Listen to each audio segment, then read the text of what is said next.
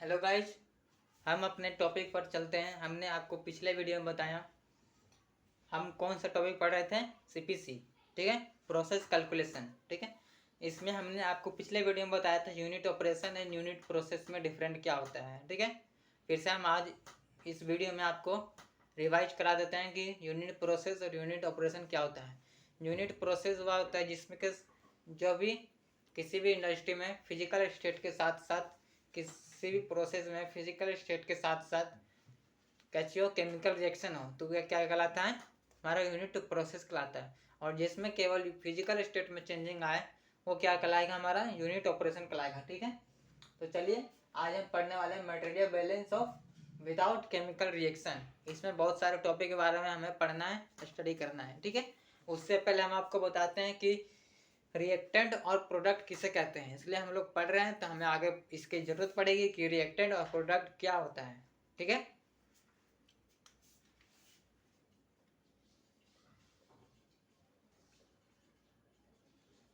Reactant वह होता है जो कि अपना कैच करें, किसी भी रिएक्शन में अपना आइडेंटिफाई लॉस करे। ठीक है, उसे रिएक्टेंट कहते हैं। जैसे कि ऐसे भी आप लोग जानते होंगे जो रिएक्शन में भाग लेता है उसे रिएक्टेंट कहते हैं। इसका कहने का मतलब है रिएक्टेंट वह होता है जो कि अपने आइडेंटिफाई को खो देता है। आइडेंटिफाई अपना यानी कि वो अपना गुण, अपने आइडेंटिफाई को भुला देता है। ठीक है, जैसे कि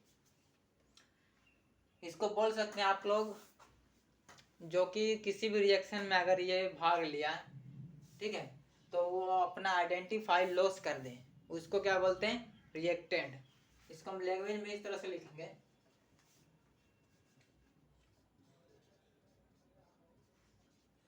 the reactant with any reaction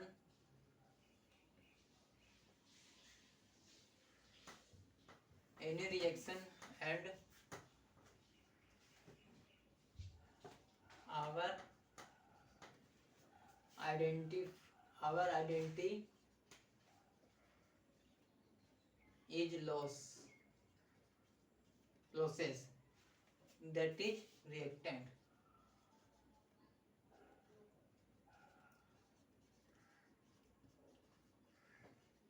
ठीक है, दूसरा हमारा आता है product.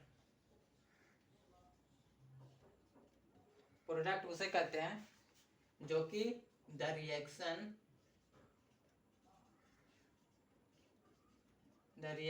Is new identity gain. ठीक है, हमारा क्या कहलाता है, यूनिट यानी कि रिएक्टेंट कि जो अपना आइडेंटिटी खो दे, लॉस कर दे, उसे क्या बोलेंगे, रिएक्टेंट। और जो अपना आइडेंटिटी गेन करे यानी कि एक नया आइडेंटिटी उसको प्राप्त हो। जैसे कि इसका बेस्ट एग्जांपल हम आपको देते हैं, जैसे कि कोई लड़का है, ठीक है, उसका नाम सोनू है। ठीक है, ठीक है, तो वो अगर किसी के साथ रिएक्शन कर रहा है या फिर कहीं पर घूमने गया है, ऐसे घूमने गया, वो क्या हो रहा है, रिएक्शन हो रहा है। ठीक है, तो घूमने गया, रिएक्शन हो गया और वो बुला गया, क्या हो गया, बुला गया किसी के साथ। जैसे कि सोनू गया अपने परिवार के साथ कहीं घूमने मेला में, ठीक है, और वो सोनू उस मेला में, मेला क्या चीज, रिएक्शन हो गया, और रिएक्टेंट कौन है, सोनू है। ठीक है, और उसके साथ किसके साथ रिएक्टेंट कर रहे हैं, जो उसके परिवार है उसके साथ रिएक्शन हो रहा है। ठीक है, तो वो मेला में भुला गया तो क्या हुआ, अपने आइडेंटिटी को लॉस कर गया। यानी कि किसी के साथ भुला गया यानी कि वो अपने आप को पहचान नहीं पा रहा है। ठीक है, भुला जाने का मतलब कि अपने आप को वो पहचान नहीं पा रहा है कि हम कौन है। ठीक है, तो वो अपने आइडेंटिटी को भुला रहा है। ठीक है, तो वो क्या किया, हमारा रिएक्टेंट हो गया। और प्रोडक्ट वो हो गया जो कि एक नया आइडेंटिटी फाइंड कर लिया। जैसे कि सोनू है, उसको सिर्फ लिखना आता था, पढ़ना उड़ना कुछ नहीं आता था। उसके पास ये आइडेंटिटी थी, गुण थी कि उसको सिर्फ पढ़ना आता है। ठीक है, और उसको लिखना नहीं आता। जब उसको जैसे कि हाँ लिखना आता है, पढ़ना नहीं आता, जब उसको पढ़ना आ गया तो क्या किया गया, एक नया अपने अंदर गुण प्राप्त कर लिया, कैसे हो गया, प्रोडक्ट हो गया। ठीक है, तो ये हमारा क्या कहलाता है, प्रोडक्ट। ठीक है, तो यहाँ तक हमने पढ़ा। अब हम आपको लेके चलते हैं कि इंडस्ट्री में कैसे हमारा प्रोडक्ट बनता है। मटेरियल बैलेंस, यही तो हमारा केमिकल इंजीनियरिंग है।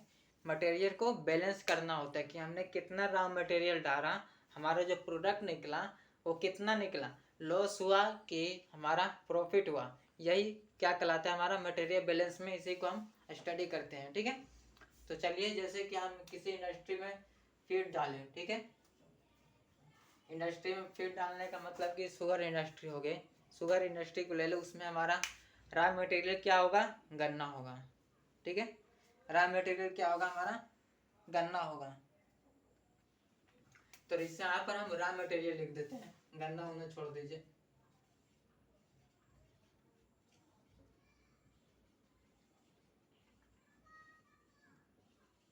रॉ मटेरियल, ठीक है, हमने रॉ मटेरियल किसी भी इंडस्ट्री में लिया है, यानी किसी भी प्रोसेस इक्विपमेंट में हमने रॉ मटेरियल डाला।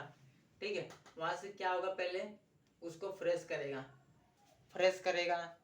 ठीक है, गन्ना को फ्रेश करेगा, मिट्टी उट्टी उसके से ऊपर से हटाएगा, उसके ऊपर कचो क्या चीज़ उसके छिलते हैं उसको हटाएगा, फिर उसको क्या चीज़ क्रशर में डालेगा, जिसकी मदद से वो पिसाएगा, हमारा जूस निकलेगा। वो सब क्या आता है हमारा यूनिट, किस में आएगा, हमारा यूनिट ऑपरेशन में आएगा।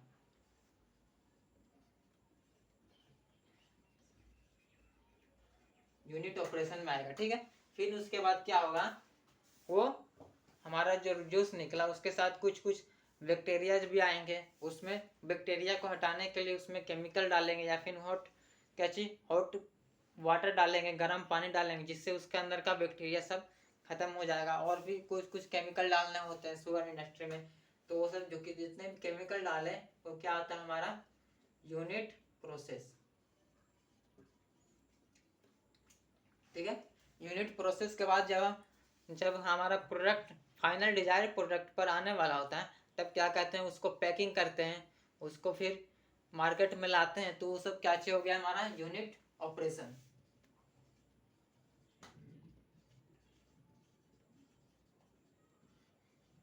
तो यहाँ पर हमारा यूनिट प्रोसेस कहाँ पर हुआ, सिर्फ एक जगह पे हुआ, बाकी सब जगह पे तो हमारा यूनिट ऑपरेशन ही हुआ। और फिर फाइनल में हमारा क्या चीज मिल गया, प्रोडक्ट। ठीक है, तो इसी तरह हमारा वर्क करता है इंडस्ट्री में। रॉ मटेरियल को डालते हैं, फिर उसे इक्विपमेंट में डालेंगे, वहाँ पर रिएक्शन होगा, फिर उसके बाद हमारा प्रोडक्ट मिलेगा। अब यहाँ से हमको पता करना है कि हमने कितना रॉ मटेरियल डाला है और कितना हमें प्रोडक्ट मिला। ठीक है, और इसका एक्यूमुलेशन कितना हुआ, बीच में क्या चीज़ हमारा लॉस किया, क्या चीज़ हमने गेन किया, क्या चीज़ हमारा कितना प्रॉफिट हुआ। इसी की मदद से हम लोग ये सब करते हैं, और ये सब क्या चीज़ कहलाता है, स्टडी स्टेट। ठीक है, स्टडी स्टेट ये कहने का मतलब है आइडियल फ्लूइड। आइडियल फ्लूइड कहने का मतलब होता है कि जो कि जिसका आइडियल फ्लूइड जब भी आता है वहाँ पर आता है विस्कस फोर्स, जहाँ जिसका विस्कस फोर्स यानी कि विस्कोसिटी जीरो होती है, यानी कि इनकम्प्रेसिबल फ्लूइड होता है। ठीक है, उसको बोलते हैं स्टडी स्टेट मटेरियल। ठीक है, स्टडी स्टेट में बोलते हैं फ्लूइड उसको। ये हमारा मटेरियल बैलेंस दो भाग में बटा हुआ है। फर्स्ट पहले इस टॉपिक पर आते हैं, फिर उसको आगे बताते हैं। ये हमारा हो गया यहाँ तक प्रोडक्ट, इसमें हमने कितना रॉ मटेरियल डाला और कितना हमारा प्रोडक्ट निकला, इसी को बैलेंस करना है। ठीक है, दोनों को बैलेंस करेंगे तो हमारा पता चलेगा कि कितना इसी से प्रॉफिट हुआ, कितना हमारा लॉस हुआ। ठीक है, यही हमारा मटेरियल बैलेंस होता है। अगर यहाँ पर प्रोडक्ट हमारा बढ़िया नहीं निकला तो हम इसको फिर से रिसाइकिल कर सकते हैं, यहाँ पर डाल सकते हैं इसमें। ठीक है, ये जरूरी नहीं कि इसको हम फिर से फर्स्ट में डालें, इसको हम यहाँ पर सेकंड में भी डाल सकते हैं, इसको थर्ड में भी डाल सकते हैं। ठीक है, या फिर यहीं भी डाल सकते हैं, यहाँ से भी इसको डाल सकते हैं, इधर इधर से भी इसको डायरेक्ट प्रोडक्ट में निकल सकता है। ठीक है, तो यहाँ तक तो हो गया। तो चलिए आते हैं मटेरियल बैलेंस। हमने बताया था जैसे कि मटेरियल बैलेंस को हम दो में कन्वर्ट करते हैं। ये फर्स्ट हमारा यूनिट 3 है, जिसमें हम लोग को पढ़ना है material balance without chemical engineering, without chemical reaction. ठीक है, और अगला टॉपिक हमारा है, अगला chapter material balance with chemical reaction. ठीक है, तो विद केमिकल रिएक्शन को समझने के लिए पहले हमको विदाउट केमिकल रिएक्शन पढ़ना होगा। ठीक है, तो जो हमारा मटेरियल बैलेंस है वो दो भाग में होता है, एक स्टडी स्टेट में होता है, एक स्टडी स्टेट और दूसरा होता है unsteady state, unsteady state.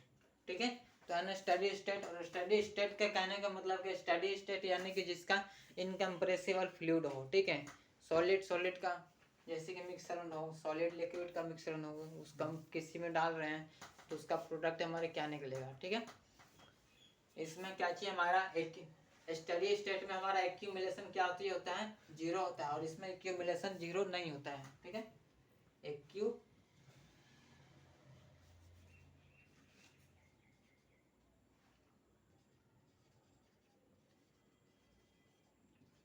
Accumulation यहाँ पर क्या चाहिए होगा, जीरो, और यहाँ पर क्या चाहिए, एक्यूमुलेशन होगा नॉट जीरो। ठीक है, एक्यूमुलेशन स्टडी स्टेट में जीरो होता है, अनस्टडी स्टेट में नॉन जीरो होता है। अनस्टडी स्टेट ये हमें विथ केमिकल रिएक्शन में पढ़ना है, और जबकि स्टडी स्टेट सिर्फ material balance without chemical reaction में पढ़ना है। तो यहाँ से हम जितना भी पढ़ेंगे वो सब क्या चाहिए होगा, अनस्टडी स्टेट होगा, जिसका हमारा एक्यूमुलेशन जीरो होता है। ठीक है, तो इसका एक बहुत ही बेसिक यानी कि बहुत ही स्टैंडर्ड फॉर्मूला है, वो क्या चाहिए होता है, input is equal to output plus में एक्यूमुलेशन। ठीक है, इसमें पहले हम आपको इससे पहले बता दें कि इसमें हम लोग किस किस से इक्विपमेंट के कौन कौन से इक्विपमेंट के बारे में पढ़ना है। ठीक है, तो फर्स्ट हमारा इक्विपमेंट क्या चाहिए था, इवोपरेटर।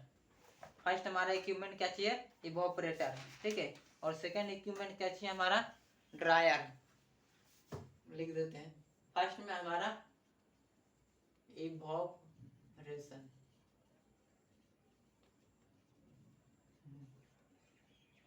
ड्रायर, डिस्टिलेशन,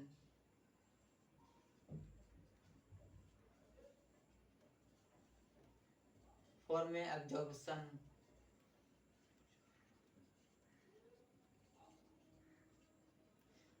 फाइव में पढ़ना है हम लोगों को मिक्सिंग एंड ब्लेंडिंग।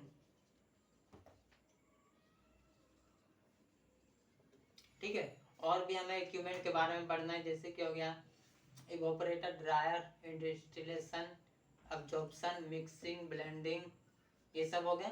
ठीक है, और भी जैसे जैसे ये सब के इसमें सबसे मेन टॉपिक हमारा आता है, एक आता है क्रिस्टलाइजेशन, क्रिस्टलाइजेशन, मीनिंग मिस्टेक देख लीजिएगा।